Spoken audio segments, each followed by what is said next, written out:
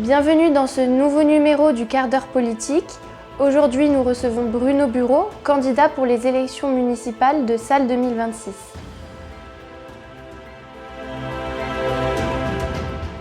Bruno Bureau, bonjour. Bonjour. Vous vous représentez aux élections municipales de Salles pour 2026. Est-ce que vous pouvez nous dire ce qui vous a motivé pour un second mandat ? Alors, un second mandat de maire, ce qui m'a motivé, c'est que parce que le programme n'est pas fini, c'est-à-dire qu'il y a des choses qui sont engagées, qui sont à poursuivre pour quelque temps. Je pense que j'ai encore l'énergie aussi pour porter un deuxième mandat de maire.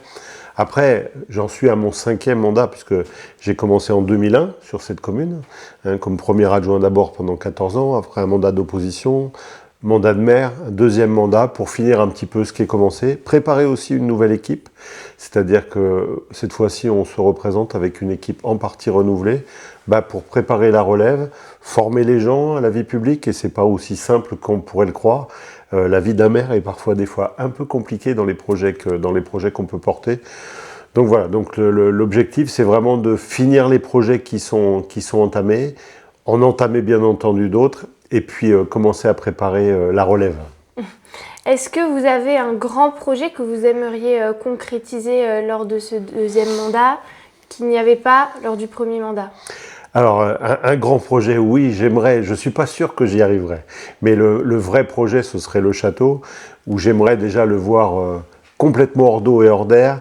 J'aimerais le voir aussi avec des activités dedans, c'est-à-dire une vraie vie à l'intérieur des bâtiments, même si tous les bâtiments ne seront pas finis, même si toutes les activités qu'il pourra accueillir ne seront pas encore toutes faites ou toutes pensées. Mais en tous les cas, j'aimerais bien finir ce projet-là, avoir un château qui a retrouvé un petit peu, je ne vais pas dire sa splendeur d'antan, mais qui aura retrouvé une vision municipale et puis des activités de la commune. Voilà.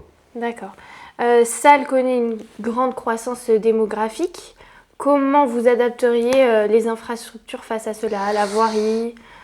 Alors les infrastructures en elles-mêmes, on va dire qu'elles sont compliquées parce qu'on a un territoire étendu. Ça veut dire qu'aujourd'hui, un peu plus de 70 km de voirie communale, c'est lourd à entretenir. C'est souvent des chemins qui ont été goudronnés au fil du temps, donc qui n'ont pas de structure de forme, donc il faudra reprendre certainement à certains endroits.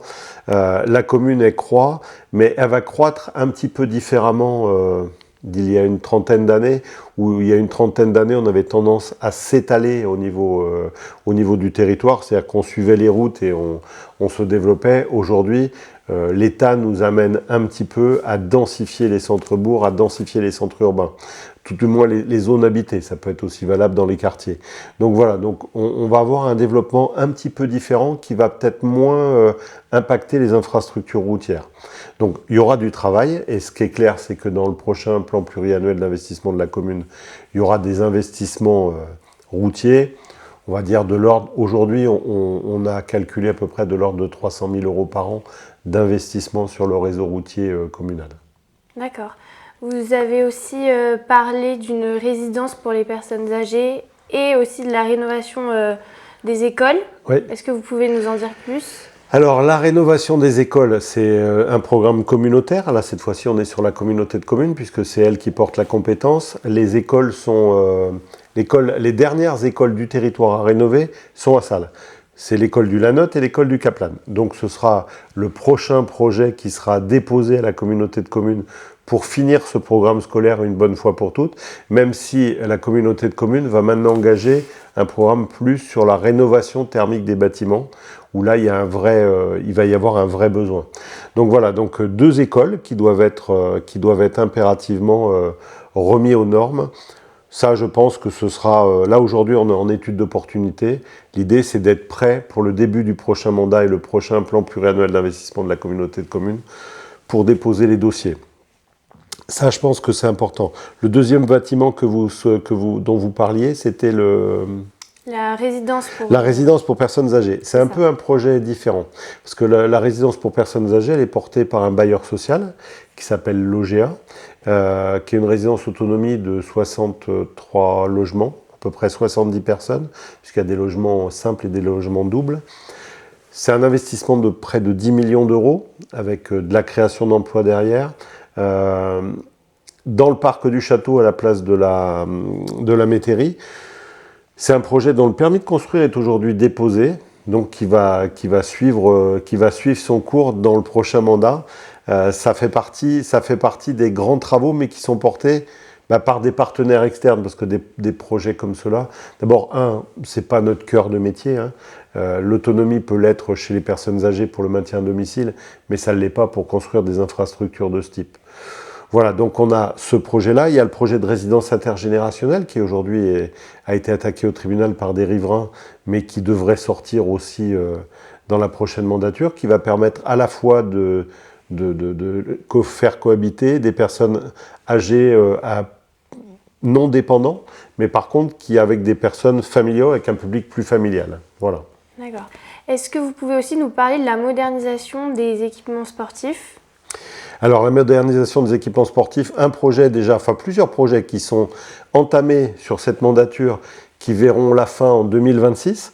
D'abord le stade de football synthétique, qui est devenu indispensable parce qu'aujourd'hui, avec 450 licenciés sallois sur le club athlétique sallois, on a besoin d'avoir des installations qui leur permettent de s'entraîner, on va dire, tout temps.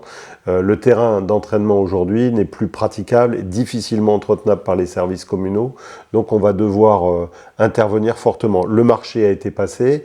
Aujourd'hui, il est en analyse, donc on va voir ce que ça donne, mais en tous les cas, l'analyse est faite. Il y a 5 entreprises, je crois, qui ont répondu. Donc c'est quelque chose qui va se poursuivre sur le prochain mandat pour ouvrir ce terrain synthétique. Deuxième projet qui est lancé aussi dans le cadre d'un appel à manifestation d'intérêt, c'est la couverture de 2 terrains de tennis et du boulodrome.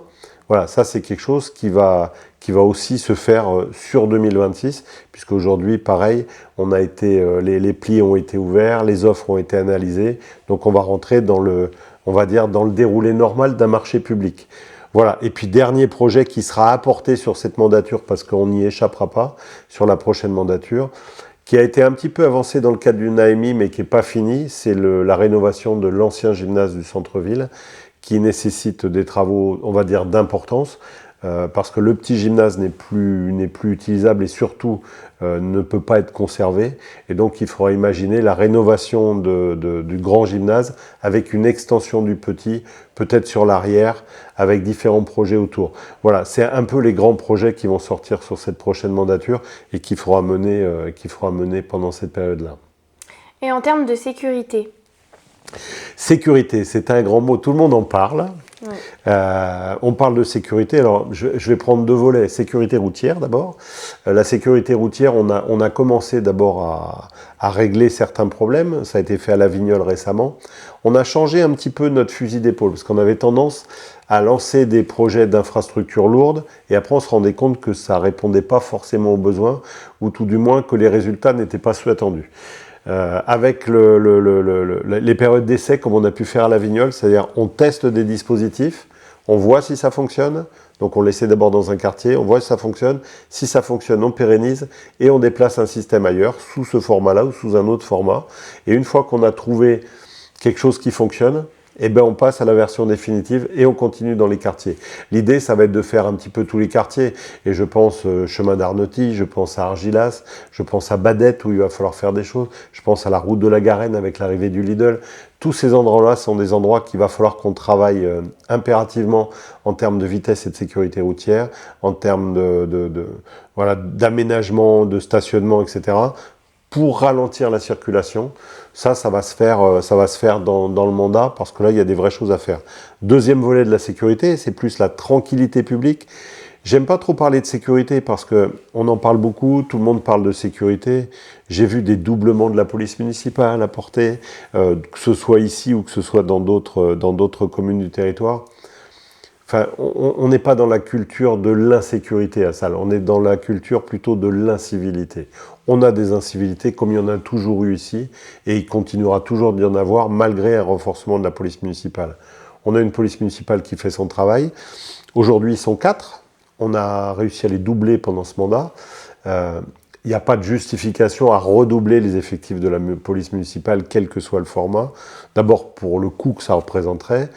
C'est pas non plus la tendance, on est à peu près sur un policier pour 1900-2000 habitants.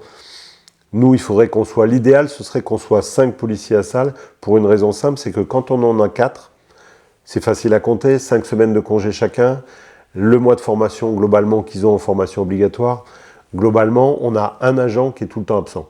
Donc à 3, on ne peut pas tenir 2 équipages de 2, et comme un policier ne peut pas patrouiller tout seul, un 5e serait une bonne chose. J'ai une vision un peu différente du recrutement qui devrait être faite, parce qu'on a une vraie problématique chez nous, c'est qu'on a une problématique de sécurité à l'intérieur du territoire, c'est-à-dire que dans les zones urbaines, où là la police municipale a toute sa compétence, sur le réseau routier. Par contre, on a une police de l'environnement, on a un problème environnemental, et là, les agents ne sont pas forcément formés à ce métier de la police de l'environnement, la police municipale. Donc mon idée, ce sera plutôt de recruter quelqu'un qui soit un policier rural. On les appelait avant les gardes champêtres.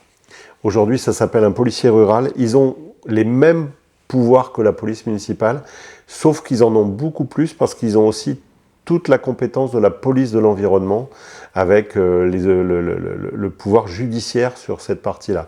Donc je pense que le 5e policier qui pourrait être recruté dans le cadre du mandat, ce serait plutôt un policier rural. Et puis il faudra certainement aussi, on va dire, renforcer les effectifs, mais plus en termes administratifs, pour permettre réellement à la police d'être plus sur le terrain et moins à l'intérieur des bureaux, parce que quand il faut faire des rapports de constatation, quand il faut faire différentes choses comme ça, c'est générateur de temps. Et donc du temps au bureau, c'est du temps en moins sur le territoire. Donc peut-être qu'il y aura quelque chose à trouver pour que la police municipale soit ouverte un petit peu plus avec un agent administratif qui peut faire toute la partie administrative, y compris d'ailleurs accueillir le public pour le dispositif tranquillité vacances, pour différentes choses comme ça, ou même pour comment on appelle ça, du constat, voilà, ou des déclarations qui pourraient être faites.